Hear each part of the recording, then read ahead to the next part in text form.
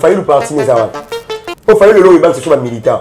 Ils ont se prétendre que président mais c'est pas cotiser $1. Vous avez un bon modèle.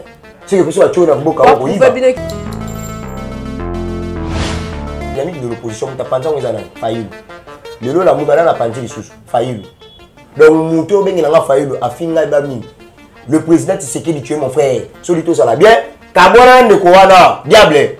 Mais le local est même failli. Alors on s'en a diable à Benga qui biso à la toka bonanaï. Mais le ça va bloc patriotique. Le lot failli dans un bloc patriotique. Roger a voyé biso rien. Ah. Aza Mouto tout le monde dit bien qu'Aza le vénan.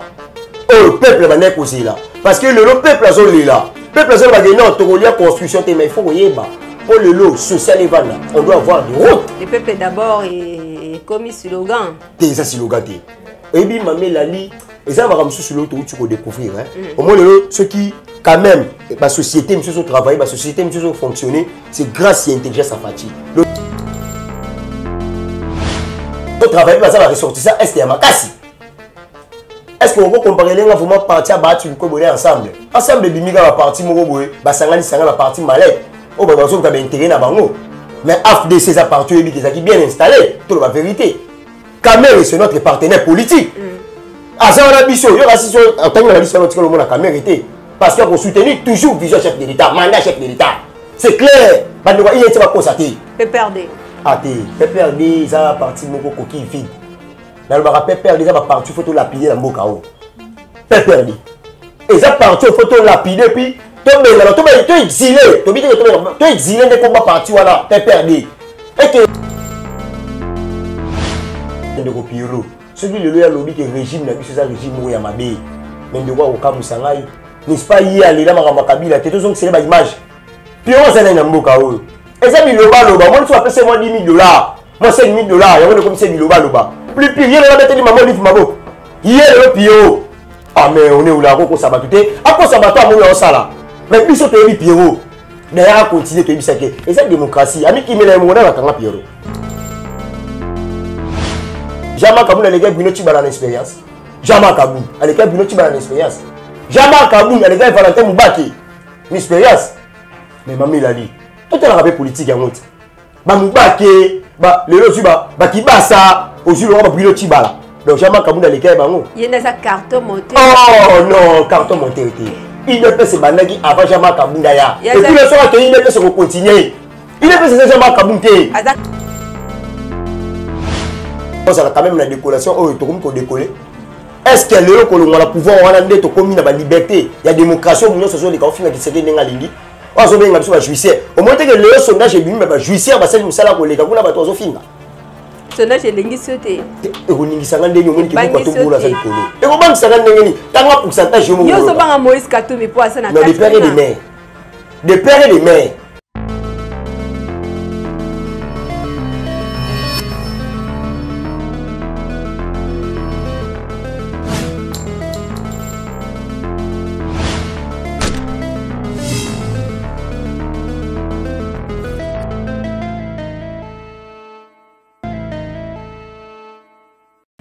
Mbote na bino bosui libaku ya kolanda vérité en face na Congo Liberté Télévision chaîne moko na mboka Congo o epesaka batu opportunité ya koloba librement pe koloba vérité face à face on a bana Congo nyonso bayeba nini ezoleka na mayematali politique ya mboka na biso Congo lelo to yambili susu mwana mboka les défenseurs de peuple Vini Kasongo molobeli ya peuple communicateur ya IVT le vrai Tshisekidiste ah Nzambalula Vini le na Vini to beta masoloni vérité en face 2023 pour tous les bandia ko mata pour makale kiti nani nde président parce que sondage est pesami to yeba au moins nani ozala président réellement élu en 2023 par rapport à sondage oyo ba pesi biso Jean-Marc Kaboun pe le face à face na ba juge à cour de cassation est-ce que akonoye bien Aza sauvé na kati ya mai vérité en face avec Vini Kasongo mwana mboka mbote pe boye malamu Mbote Mama Elali, Mbote Nabayi Congomani Union Sauvageois Libaku ya Kolandanga na Congo Liberté. Encore une fois de plus, merci pour l'invitation. Nous allons dire à mercredi pour nous décortiquer dessus Italie. Je suis en ville à Boma où on a dit que Maman Marie-Josée Swami, il faut démissionner. Je pense bien que après un coordonnateur Arsène Mouyongo au Pays Bissio, décortiquer quand même, mais je suis en ville à Boma. Toujours qu'il faut bâtir maman là tellement incompétent. Je pense que des jours tu as un sujet. Mbote mingi na ba batunya sur azuli bako kolandanga plus libanda na pesi mbote na président Félix Fumu azali kolandanga siko mbote pe na exaucer muta filma matanga yesu. Donc na benga ka réalisateur et tant que caméraman ou azo filmer vraiment matanga yesu pour na ba bonne image au bazali na yango na pesi vraiment mbote pe na pesi mbote na parti politique nanga o ezali bongo union pour les valeurs tisekediste ou toza bongo IVT tozali ensemble na UDPS ou tozali pour accompagner vision chef de l'État. Merci pour l'invitation. Merci beaucoup. Moi Mboka fini le défenseur ya peuple. Élection 2023 sondage ebimi. Makale mati Poutoulou Ekiti. La place Poutoulou Matame tout ça liboui. Merci Mamé Lali pour décortiquer tout balayer vraiment ma sondage. Moi je pense qu'il y a quatre sondages autant il y a un sondage au monde que mon kwatombo la zalikolo. Parce que mon sondage et l'axara bilan to ba réalisation oyo montezo sala ozo ko concrétiser. Mais tant que tu as la carte sondage voilà, tu vois que le président Aza na carte sondage n'a pas adversaire politique na oh baza pour intérêt à peuple mais pour intérêt na bango. Pour baser belé. Na carte sondage tout le monde Martin Fayulu, tout le monde mwana mboka Moïse Katumbi. Non, voilà des pères et des mères. Moïse Katumbi. Et voilà des pères et des mères. Tout le monde Joseph Kabila. Kotanga ko kombote. Tout le monde Vital Kamerhe. Bon, je sais pas à côté. Donc voilà les on a un gros poisson. Non, pas gros poisson par rapport à quoi? Faut tout l'accélérer, un gros poisson dans la combo. Mais la réalisation. Tout le monde a la réalisation il va salir. Ce qui est le tout la président la fatigué. Mais est-ce que beaucoup de gens ont quand même la décollation oh tout comme décoller. Est-ce que le que le pouvoir on a ndé to comme la liberté, il y a démocratie au monde social les confins qui se gagnent nga lingi. On so benga biso ba juicier. Au moins que le sondage est bimi ba juicier ba sali musala ko leka kuna ba to zo finga. Sondage elengi sote. Ekoningisa nga ndenge omoni ki kwatombo la zalikolo. Ekobangisa nga ndenge ni tanga pourcentage yo mo. Yo so banga Moïse Katumbi po asa na carte. Des pères et des mères. Des pères et des mères. Oh voilà le bengo na clair ko banga ndeni. Des pères et des mères. Ah loi tani fozonga. On a évité hein. Voilà congolais peuple ne mto bisa biso. Parce que bateau tanga ba Congo est-ce que ba travailler vraiment pour l'intérêt peuple congolais? Le loso ke tuni action menée à Jacques Abdulakat. Ozo bona te que lelo lo là-bas. Province au Katanga, au tali Fifi Masuka. Au moment où on va travailler l'intérêt à peuple. On va comme le Tangi Basala, plus de 18 ans, le gouvernement Basalani. Plus de 18 ans. C'est vraiment va porter le peuple congolais. Le total à Fifi Masuka, au Azabongo, le réseau bâti au visage chef de l'État. Total à Jacques Kabulaka, au bâti au visage chef de l'État. Mais Bande Kouana, mais Piamboka. On doit se le dire la vérité. Le nom n'était pas des bandages de Gomo Salim. Le l'autre moment de la parti politique bazani moindo mais soit zaki monter porter vision tant au bâti mboka au pour la sondage ni matabanga se retrouver bon côté chaotique quand même de basa bato baso bangi sa bisoté parce que réalisation ezaka ba meeting té réalisation ezaka vérité des signes té robina na ba podium mais réalisation ezaka action concrète oh le l'autre moni nini elenge ça ezalaki le l'autre érosion ngomba mais le l'autre qui était là on a biso que so kene elenge so mekelo baka o baba fatima ko beta parce que peuple allait souffrir. Nzele zala quitté mais bango le bazwi nzele bimiti peine bazo la rakuksi kende terre jaune côté honorable le honorable député terre jaune l'honorable c'est qui encore oh là là là ce komboye na oye bisayo mais yo na lela appelé da oh ba régime au passé batika no sala ngote Fayulu a retourné beaucoup tuna yi bobeni ba communicateur je pense bien que maître Roger so maîtriser nga botunier action menée ni Fayulu sali ka ko réclamer la vérité des signes proposition bango le bazana on a bien fumisi touté a uti ko le bangwati avec supporter candidature ya muntu té mais yemo po yemo pasa aza candidat il y a ça résister à la muka mais beaucoup ça peut plaigner tout le cabrino web c'est besoin ko ça peut plaire nini donc on a biso ki fati aza muntu to le baki bien kaza le vénan oh peuple va poser là parce que le peuple azo là peuple azo ba non to ko construction té mais il faut yeba. Pour le lot social et vanda, on doit avoir des routes. Le peuple d'abord est commis slogan. C'est ça slogan. Et bien mamé lali, et ça va comme sur l'autre où tu peux découvrir hein. Au moins le ceux qui quand même la société monsieur travailler la société monsieur fonctionner c'est grâce à l'intelligence à Fati l'autre où tu vois maman Eliane aujourd'hui bien que baby soki soko qui na ministère lelo ou soit toké dans entreprise au quoi ça map au moins entreprise qui il y a comment maman depuis 18 ans mais Fati ko découvrir on si madame ou a la souci il y a travailler aujourd'hui on dit que ça va avoir significatif mais le soit dit que peuple d'abord ça slogan mais le soit tout le monde ba rémunération ni so salaire va fonctionner et matin na moi 30% parce que toi malin mais et ça fait que malama on écoute au matissa gratuité oh le biso to l'élite trop mais attends on va dire que ça va passer mais biso moni que Fati na mbongo na mukie na souci na yé à respecter d'abord constitution mboko na constitution na mboko fait qui il a qui respecter il y a un sondage au matin sondage à partir de la pour bablo moi buso baté mais ça que ba action menée ça que te ko sala bani mais babilo ko zo sala lelo zo moni ba faire monsieur sous Fati zo gérer na ngoté ozo mona que ben institution c'est ça libre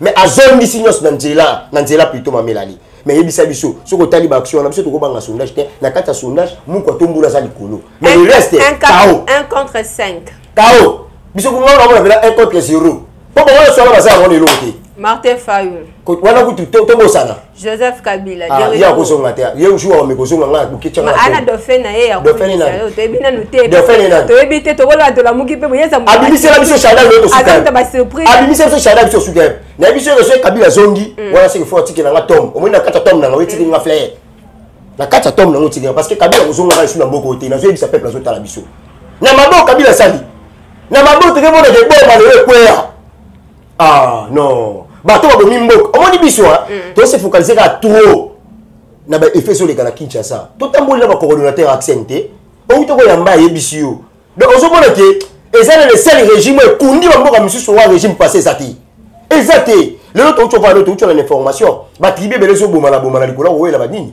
mais voilà mais to zaki na ba régime le point ba ndeko ko mettre monter tous ces amis ko combattre chef de l'état visionnaire ici te mandat na yi quinquennat les alliés te ya ngo ni biso to ba ki ba vinika so ngita ke ba défenseur ya peuple to ko telemela yango to c'est la kijale le terre ba ndeko Kabila ko tanga ka bango te ba ko zo ngala mboko te mboko eza Kabila te mboko eza mutu te aza congolais te de père et de mère azate te mboko eza mutu aza de père et de mère congolais kwa Fati élection 2023 à mon mboka vini nabi que est parti est kuna nde place penza ba voya solo pe belé et bimakuna Joseph Kabila de l'est Vital Kamerhe de l'est Moïse Katumbi de l'est nabi il y a 3 basimbi est plus président Fati au moins que Thérèse Miné omoni ebolo ba bande ko na to chama na est que réellement baza ba d'origine ya est to tuna rabangu ngana tuna ba mituna parce que lelo ba bazo ba non omoni ka ko bi guerre na est guerre ba na to nga Fati te tenalo ba par rapport à l'élection non na bisko Fati aza tumba ba élection na est nana ko bima na est pour na bi ba to misef na tangi baza ba to akuna non exact toujours Fati ko tangi na ba to misef bo che ba tu ko bo il la présidence c'était mais pour lui que Fati ko bima na est mais ça la bateau va travailler ça va ressortir ça est ya makasi est-ce que on peut comparer les vraiment parti à battre ko bo ensemble bimika ba parti moko boye ba sangani ba parti malais o ba bazo ka ba intérêt na bango mais AFD ces partis qui bien installé tout la vérité Kamerhe c'est notre partenaire politique azana biso yo rasiso tangi na biso notre monde na Kamerhe était parce qu'il faut soutenir toujours vision chef de l'État mandat chef de l'État c'est clair bande ko il est pas constater PPRD PPRD ça parti moko coquille vide dans le PPRD ça va parti photo lapider na mboka o PPRD et ça parti photo lapider puis to exilé to exilé de combat parti wala PPRD et que les deal baza ba ndeko ba ki ko zonga sur la mboka parce que mama no ba sali et ça plus pure population zo lila comme on sait là où tu es biso batte bela na régime sortant to ba régime sortant on va le PPRD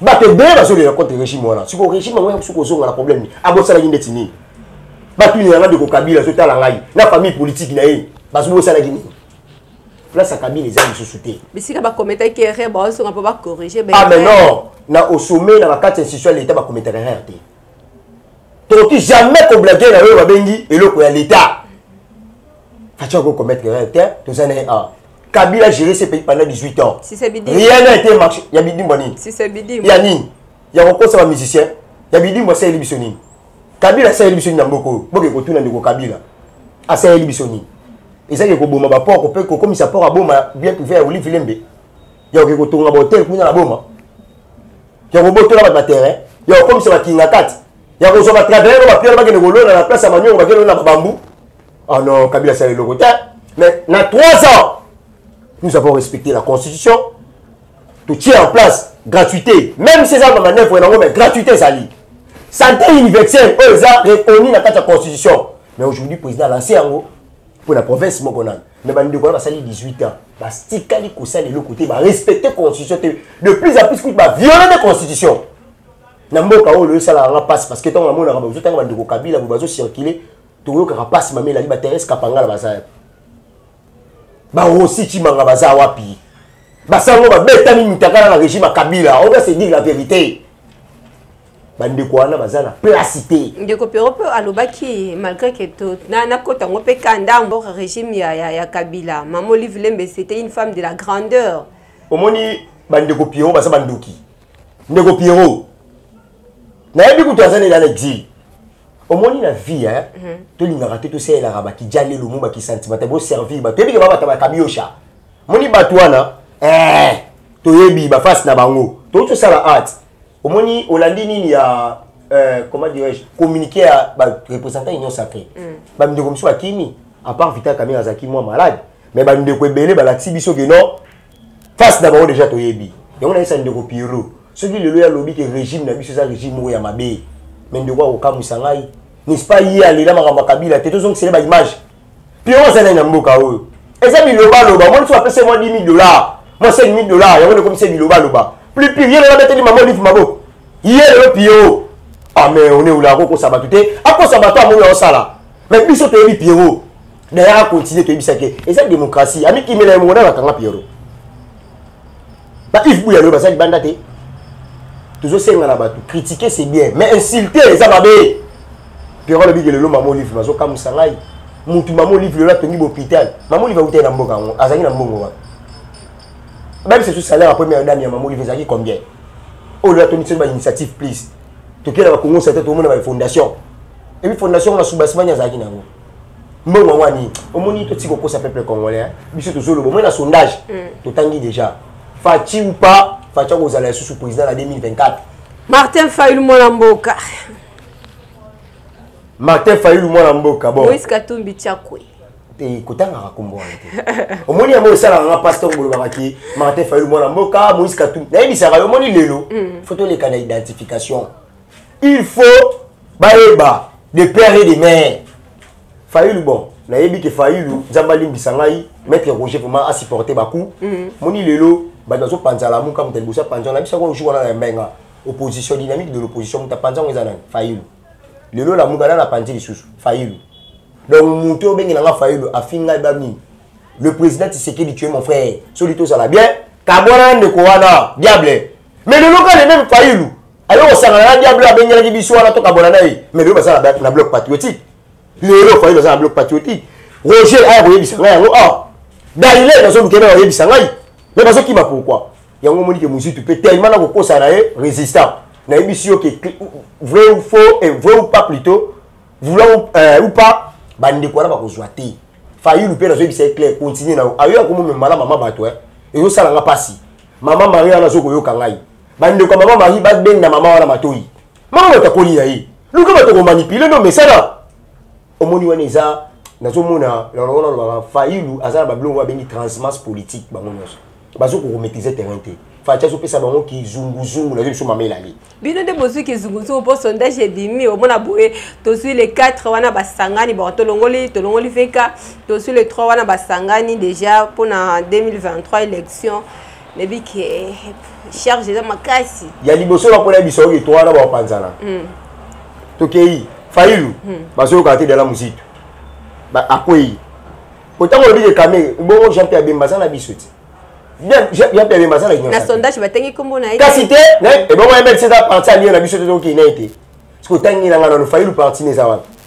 o Fayulu lo ibanse so ba militant yo zo mi se prétendre que président yo senga ba cotiser $1 oza mbongo te c'est que personne va tuer na mboka wa koyiba ba bino ke ba congolais ba linga ke mi population linga ke congolais linga Fayulu to tina ki populisme au sala nga pasi wa bandundu Fayulu est que député to mini na bandu tu na bandundu muzitu Fayulu est que député ba to mini parce que le côté au moins là il faut tout sur la population hein vérité en faille la population faille ba toute la population bandundu Fayulu député en 2006 provincial 2011 national 2000 hier sous national tellement il va reçoit na été à chaque présidence à chaque année il va reçoit mais c'est comment que tout na bandundu wana Fayulu to ngata nini ata boutique apambo ce que martin Fayulu to ngata mon faden house kuta wa ba travailler ba lila raton po ko Fayulu futa ka bangote nga frère na ngai ya za militaire à travers le département la campagne a failli na biso ke lelo Fayulu kina ba nyongo na bango ko muta bongo so botie président biso ko benga so ba juicier ba vrai juicier ne bango ba so komana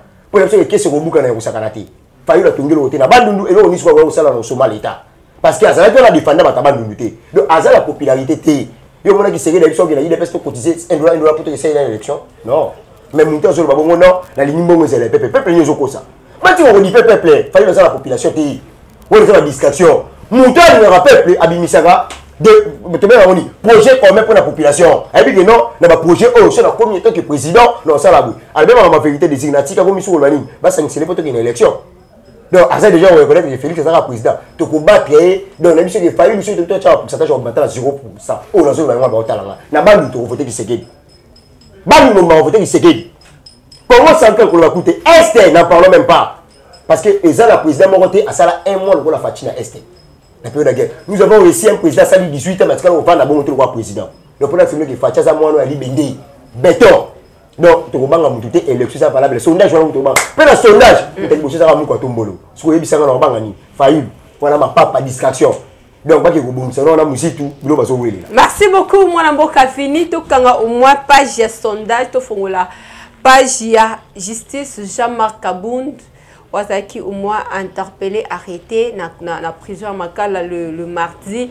Le Oyo, Jean-Marc Kabound devant le juge de la Cour de cassation. Veni Mwanamboka, maître nagère.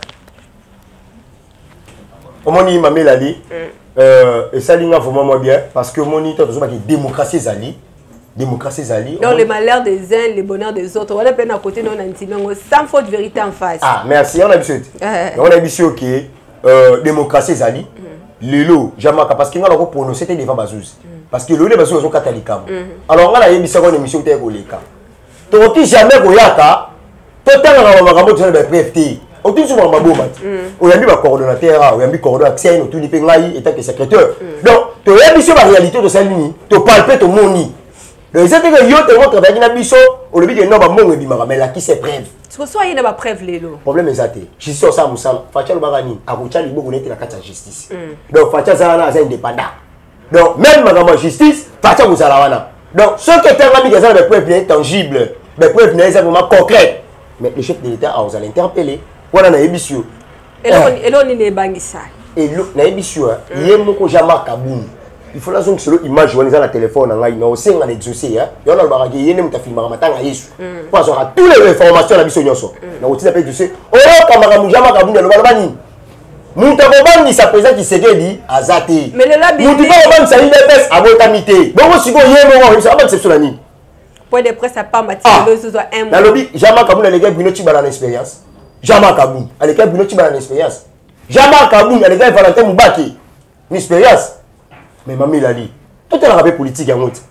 Bah Moubake, bah le losuba, bah qui bat ça, aussi le roi Bruno Tibala. Donc Jean-Marc Kabound à l'école, bah il y a des cartons montés. Oh non, carton monté. Il ne peut se banagi avant Jean-Marc Kabound d'ailleurs. Et puis le soir il ne peut se continuer. Il ne peut se Jean-Marc Kabound. À la carte Jonker, na. Quand Jonker a wapi, les gens sont tout niés quand Jonker a wapi. Parce que le bandit au plaisir à cet état-là, tu es battu sur le tomoni, Bruno Tibala, tu es dit qu'il y a ce qui peut mettre la papa. Valentin Moubaki te dit qu'il y a Zalaki. Il n'y a pas Zalaki. Il y a Awana Zamwana. Kabound est Zamwana. Kabound est IDPS Zamwana. Tout le monde a pu manger à Ni. Il y a un seul côté, c'est le Rombo. On a pu manger. Il y a un retour de la rapide qui banditisme au sommet de l'État. On a fait une exception de l'expérience. Laissez aller. Comment tu as pu rabattre? Ma carrière minée est bonne à Botoli. Ah, t'es quand même. Au moins, tu es souffrant de la politique. On va mettre la mambo, mais ça m'a bien. On veut dénoncer. Ah, ça va faire ta face. bande on jamais Kabunda nazo bisa c'est général ba ki lobby hein atika no biloba loba na répondre ya lisusu parce que le lot azo continue koloba mais éviter lobby c'est que kosuka jamais Kabunda s'est déclaré ça libre asali H alliance des changements puisque occupé de ça les changements au zoya na jamais Kabunda changement ni jamais Kabunda omine il sera changement ni ngala tuna rayo mamela li toza a vérité face tuna bande ko la biso Kabunda mo ngoni azaki no ya makasi Kabunda mo ngoni azaki no makasi mais le lot talanda ko Kabunda et bien mo sala nga passa to bete mamba Kabunda on est le mot non événement to satana ni na et lo ngala CPL des années il fallait pas bazoye ba tia ina nini na makala ce qui va voir tes bazouki mais pour ça il peut violation il y a procédure non bon violer procédure parce qu'Assemblée nationale fallait estiger dans congrès mais ba vandi samité mbala moko babi assemblée et jouer rôle ya poste Pilate ba livrer Jean-Marc donc nenga ba ba sali les messes noires ya on est dans le mamela moni Jean-Marc Kabunda est d'abord c'est étudiant azana ILK azana étudiant autant na massa na crise que j'ai sali d'abord parce que tant que comme un étudiant au boité. Donc, je pense qu'il dans 2 ans ici, il a défendre les mémoires. Mais à ça, la droite, il y a eu déontologie à droit. Il y a eu des lobby. Là, il y a une possession de l'information. Jean-Marc Kabunda a convoqué l'Assemblée nationale. Plus de 2 fois, Jean-Marc Kabunda a dit refus. Alors, pour qu'on ait posé là déjà, juste on a posé là, on a entamé la procédure. Parce qu'il y a eu ça, on a dit, moi, ce rôle des années, il y a un rapport. Parce que c'est qui est 48 heures. Parce que je suis boy quand les mêmes bureaux boy n'a jamais participer à la messe noire. Mais tant que va développer ça bateau moni le lo baba ya linda likia. Nga ben ne revenir na solo baboy. Le bipe boy la ngai ba ko bani ezaki linda likia. Mais biso zo bande bosolo vérité. Jean-Marc Kabunda respecté aboya ki na sala ki refi. Alors moi ce nga ko sala nini. Et ça ko maman ya ba benyoke na urgence to lito attendre de ko fini na Congo liberté. To sala ki ate. D'ailleurs, au moment où le président Félix a dit que Vigna Sawapi, pour nous l'accès que non, c'est la poste à Moutou. Donc, nous avons la poste à Jean-Marc Kabunda. Mais tant qu'on a beau, parce que y a des gens qui ont la nine, basus bazala musa va faire ça là. Et c'est l'autre qui déjà, ce que tu as ça là nine. Mais nous avons aussi la yé. Ce que ça a des preuves à la justice. Vérité mais on a. Vérité mais on sauver. Soit 5 procès. Procès télévision là. On va dire là. To la ni ba procès télévision na émission to lembi. Ya ma ya Jean-Marc Kabunda bobang. Popi ya wa. Mamela lembi. Omoni ezo sala nga passe ba tebeli ba zo mo wa Jean-Marc Kabunda comme le roi Jésus. Na émission na tande liyo. Lelo, ce qui tozo bo sala ba père politique o ba banda IDPS ba bitumba ko ba Valentin Mubaki to Jean-Marc Kabunda. Ya yebi ba secret d'état. To bien on ba secret d'état. Secret ni la yebi. Donc c'est le photo ba vérité que Jean-Marc Kabunda sa mutakinga kati. Ba wo so ba police ya kinga kati photo ba vérité. Parce que il faut faire du mal. Si tu as fait biso kimia, biso concentration biso ezali nini, to mimater on est tout la kaki l'RDC doit devenir l'Allemagne d'Afrique. Souci la biso ya wana ko suka mo konza moka. Pas que ça on a Jean-Marc Kabunda. Na sondage batiete mais quand même tout moni Jean-Marc Kabunda peut à se prononcer comme étant candidat aux élections de 2023. La partie ni. Il y a Alliance pour le changement. Ya wa ça. Ngala ba parti pour décréter il faut tous les professeurs ça là déjà. Non, base. La justice, moi, c'est l'implantation à partir de il y a combien de mois?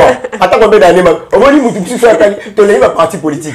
Nous devons les aider pour nous appeler comme candidat. Tu as appelé ça un candidat. Si vous avez un candidat, tu as appelé comme candidat. On va dire que tu es un mi. Donc, tu as dit que moi, je suis un tu as dit que tu pas mettre les cas sur nous. Mais il faut que tu loi. Donc, il faut que tu aies un parti politique. Et qui?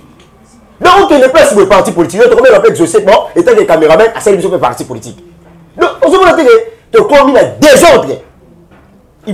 D'ailleurs, madame la ministre, a stoppé mon F92, a stoppé mon Bébélé. Pour comment comprendre que nous avons le parti politique. Nous avons un politique qui est belé. Si tu as un qui m'attend, nous avons une liberté. Pour te voir, nous avons tout à l'heure, nous avons l'outil politique, nous avons un politicien. Donc, nous avons un base aussi. Surtout madame la ministre de la Justice, Marie-Josée Toumba. On doit vraiment stopper le bloc, on livrer le bloc à la partie. Parce que le parti politique est comme belé. Donc, Jean-Marc Kabunda est président. Le bébé Fang Dion n'est pas président. Mais ça prenait toujours visa et à Tshisekedi, non? Dans le bien. Dans le bien, tant que ma partie est belé, on se bat avec tout ça. Dans le bien, je me suis dit, là, on va Zambalindi ça va te bévoir que toi là ça que l'on attaquer. Oui Bakonga sala aloba les amis ceux qui se disent c'est ceux qui rénover sur ndeni. Est-ce que Willy Bakonga peut on dit Bako premier vice chef de l'état. Willy Bakonga. Monto azaki vraiment Kabili. Mais toi tu comprends ça peuple go. Bon déjà Makabuna bi non, abimi le longa na prôner valeur. Biso to ba tisekediste. Ban IDPS ba tisekediste biso. Merci beaucoup Tokangi page Jean-Marc Kaboun à Kaboun. Jean-Marc Kaboun à Kaboun. Bon c'est bien. Jean-Marc Kabounja Kabounji. Kabounte. Kabounja Kabounji. Fini Kasongo. Ah Mamelani. Kabunji wa Kabunji. Jamais Kabunte. Na seki na apona na candidaté na seki te pour venir lobby franchement na seki na apona na candidaté Congo liberté et PC biso au moins liberté pe akoseka ezala ngo droit na biso akoseka ezala ngo problème te Tokangi page ya justice tozonga na boma cordon na lobby na biso ah ba sima kuna comment ba société belé mona mboka vini si matériel ya local kufa kulungongo to yeba kuna kulungongo ekufa sko nani a remplacer ngo pe nani azasima ya nani po koma nini poto suka wapi. En tout cas Mamelali so moi na vandi moi une minute au boy na yo qui passe la PC Cordo Axel vraiment ma félicitations merci parce que azam monto à travers à trop na silence na ko répéter pour la lo baboy Congo central franchement il faut auditer ça les mêmes makasi na beleli message la lengeti IGF qui ta kona makasi message la lengeti yo zali lisu parce que ezala bato msotangi wana ba bomaka IGF ba boya IGF ça là mais j'ai la lengeti ya tombola IGF na on ataka na sondage ba sondage ko bato bongo obi ke ba la sondage mais est-ce que ba prendre vraiment l'intérêt peuple congolais yango na le message la lengeti ngana kana mana confiance azam muto lelo patrie financière on mone comme si réserve boy nazo senga na ye audit fait ça na Congo central ba traquer bato tout ba bomi Congo central et puis nazo senga maman Marie José Swam to et bisaka ko to ba vérité il faut ba longola ya c'est incompétente comment tu es bisa ah le lot si matériel de Luka ya biso mo to ba no ba je sima ba la mboka ba bela ba la mboka to na ko lo ba to no bete ngotolo kenda tambola so mo na ta silo za kalisusu mais tout que to ba mo simka oh ya mwana mboka nani sénateur Joseph Kabila sikuba to bon bobomi loko ezali c'est la raté hein kino tala ta silo na biso kolela silo za ba travail venez le ba vérité bana Congo central baso la ngai tout ça bato toujours ba vérité tout ça ba jeune to niko sela ki jale loté il faut to sunga mboka na biso omoni ba tout baso loba ezali ebele ba kinda Congo central ba ebele to zo loba ba to ne kota simka et puis bah le jabat le qui était là sur le monde avec comment on tanga si le c'est n'importe ma belle à balamboka et ça n'importe mais ne quoi na asele et simko bogi ne kota lango o engagé bat ce que to so boma yo mo le ton toujours ba port et kufi ba sel ba port privé d'abord oh chef de l'état il faut pas kanga yango on attra en chômage la niveau boma que là Congo central le lot so pour le département belé dans la biso que nya sima ko lobate te ko découvrir voir même les sous tu as dit la Kulungongo. Yo ka su Kulungongo. Yo ka Kulungongo. Bon mais c'est ko kufa Congo central c'est ko kufa. Plantation kana secret mutezela lisu sote to ndengeni. Ko sala la. Des biso place ni ba ko ba implanter. Ba ila biso bukanga lo to suka. O wa lo ba implanter biso kana sika ba implanter biso ba bambute. Et tout on est to so bambute so ba nzeta coco. Et ya coco te ma coco ti pardon. Donc tout qui ça passe. On a aussi na IGF. Au moins le to ba so ba matata ponyo ki ba classé en dossier wala ba classé en part. Et ça va passer. Et tu sais, comme la souka, en tout cas, il faut toser là, vraiment toser là prochainement. Donc, il faut te mettre nos caca dossier Bukangalo. Donc, la mission qui est, on a ça exaucé. Tellement de filmer ma film à Yesu, à Tika rappel, temps. Photo parce que Yesu, ah ben, n'est pas la vérité. Mission que photo la vérité. Pour peuple, ayo kabiso, tout ça évangéliser peuple. Donc, la mission qui est la minute au Congo central, c'est KO par terre. Ben, il faut pas ça l'effort. IGF, Azunga. À ça, le dit. Il y a gouvernement l'État qui a l'année passée parce que le gouvernement qui est belé au Congo central. Donc il faut pas nous ça la bodite sur le plan nyonso parce que même chose que la société belé à biso il y a ba la mboka et kufa ba ça la société privée. Puis la société privée on est au tala. Et comment il faut ba tia ba talo c'est parti qui gagne. Soit mon parti on est jaune. on a aussi une publicité à télé, à partir mon la mona ya parti mon coquille vide. Parce que ah kota. Mais biso ba partir ba pembe, ba toujours ba bosolo soko meke yeboye. Bima. Ba partir c'est vraiment à l'aise. Voilà ma partie mallette. Tala le seul parti où on a biso déjà la pouvoir, où ils ont la battre population, l'État, ba militant. Sans qu'il va soit ça en faisant UDPS. Biso va te problème et la valeur sur l'UDPS. Et puis parti de banque ça va pas inaffect. Pépère de partir moi. Aujourd'hui on a voulu partir mallette, décider. Et puis ça la qui a commencé à faire moi décider. La boum la mouke ça la raté. Bah la mouke ça te la boum. Et puis bah tondis et là bah bon tu vois ça va ta Congo central. Bah tondis si ma drapeau. La biso pour ça ma drapeau comme misala. Tala ba drapeau ya ko sangana te ba tondis si ma melali. Ya on a senga. Na cordon feli. Fou moi sur landanga. Atinda pena équipe. Il y a Congo Liberté parce que ma maman c'est au lobby. Il peut faire mon palper parce que peuple congolais à Congo central a souffrir. Merci.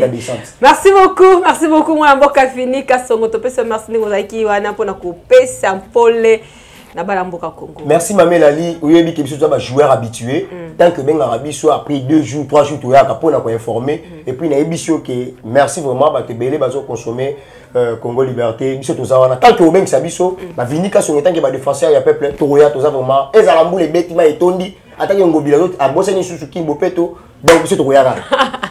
Merci beaucoup to comme na soka ya émission na biso vérité en face aux vérité en face na mona mboka Vinika Songo, abonnez-vous massivement à Congo Liberté Télévision, partagez l'émission Nabiso Oyopo, OPSA, évangélisation. Donc, c'est l'évangélisation. Partagez le lien à Vérité en face, c'est Namoutunion pour s'abonner à Congo Liberté Télévision. Et si Kamoko chez nous, Moko, vous avez vérité, rien que la vérité, Nabanamboka Congo. Toto Diblo Botondi, Tokutani Mbalasima, le numéro Sika. Au revoir.